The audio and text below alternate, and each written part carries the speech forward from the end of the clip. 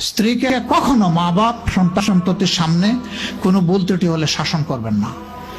একা নিয়ে বুকে জড়িয়ে ধরে তার সমস্ত নেক কাজের স্বীকৃতি দিয়ে তারপরে বলবো যে এরকম একটা বিষয় আমি দুঃখ পাই নাই, তবে আমি চাই যে এটা তুমি কারেকশন করে নাও এবং আমি আল্লাহর দরবারে তোমার জন্য দোয়া করব। মাথায় হাত রেখে একটু দোয়া করে দেন। এর চাইতে বড় আর কোনো শাসন হয় না।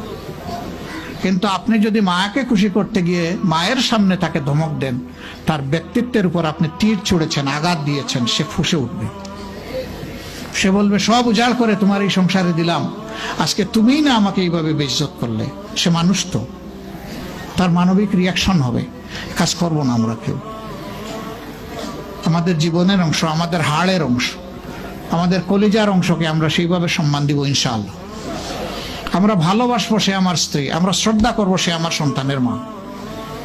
স্ত্রী হিসাবে ভালোবাসা পাবে, মায়ের জাতি হিসাবে সে সম্মান পাবে।